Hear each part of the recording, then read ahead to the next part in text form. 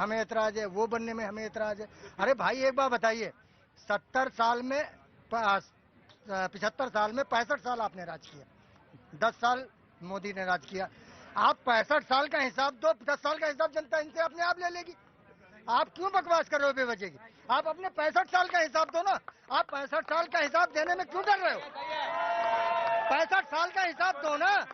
दूसरी बात ये कह रहे हैं, इन्होंने हमें कल आपकी एक डिबेट में सुन रहा था, ये कह रहे थे कांग्रेस बहुत बड़ी जो है देशभक्त पार्टी। मुझे बताइए किस देशभक्तों को कांग्रेस ने अपनी पार्टी में रखा है? किस देशभक्त को रखा है? सुभाष चंद्र बोस को इन्होंने रखा नहीं, इन्होंने उनकी लाश का सौदा कर लिया। अरे थोड़ा सा अच्छा मौलाना बोल ले दो। हाँ जी जनाब। देखिए प्रतीक जी, मैं तो नई बात कहूंगा, देश में सकारात्मक चर्चा होनी चाहिए। जहां दंगे के नकारात्मक पहलुओं को उजागर किया जा रहा, शेयर किया जा रहा, वहां एक बहादुर सनातन धर्म की महिला ने जहां दर्जनों लोगों को अपने घर में आशा और दंगाइयों से उसकी सुरक्षा की, दोनों बातें हैं, उस पर चर्चा देश में नहीं हो रहा।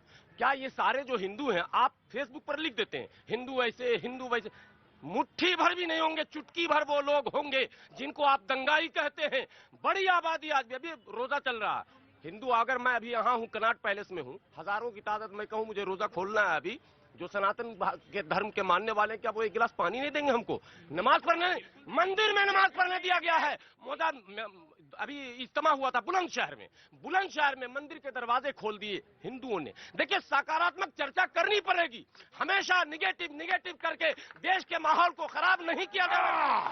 सबकी जिम्मेदारी है मैं कहता हूं, और आप लोगों से भी सर, मीडिया वालों की भी जिम्मेदारी है, और इन सबों की जिम्मेदारी है, कांग्रेस के लोग हों या भाजपा के लोग हों, दल आपको मुबारक हो, लेकिन देश से बड़ा समाज से बड़ा कुछ नहीं है सर। देश बचाइए, समाज बचाइए। आप लड़िए। अरे सरवर साहब सुनिए, देखिए आपने कहा हिंदू की तो बात ही नहीं कर रहे। हिंदू की बात कौन कर रहा है? दंगाई ना हिंदू है ना मुसलमान है। दंगाई जो है ना हिंदू है ना मुसलमान है, चंद मुट्ठी भर है, वो किसी गिरोह के लोग हैं। मैं गिरोह ही कहूंगा उन्हें, अभी मैंने कहा नहीं तमाशा चल रहा है। बिट्टा कराटे क्या है? बिट्टा कराटे कौन थे? सुनिए बिट्टा कराटे कौन थे? यासीन मलिक कौन थे? बुरहान वाली कौन थे? हिंदू है ना मुसलमान है, वो चंद मुट्ठी भर लोग हैं, वो गिरोह है, गुंडों का गिरोह है।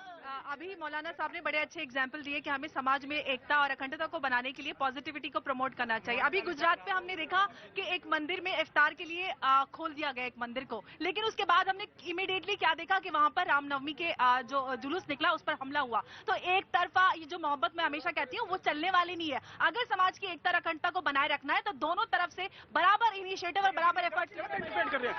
ये गलत परिभाषित करते, किसी भी चीज को गलत परिभाषित करते हैं। आप कहते हैं बाहर में पथराव हुआ, आप मस्जिद के बाहर जाके, दरगाहों के बाहर, मस्जिद के बाहर जाके नारे लगाएंगे, मस्जिद की गुम्बद। अच्छा मौलाना एक बात सुनो, मौलाना अरे एक बात सुनो,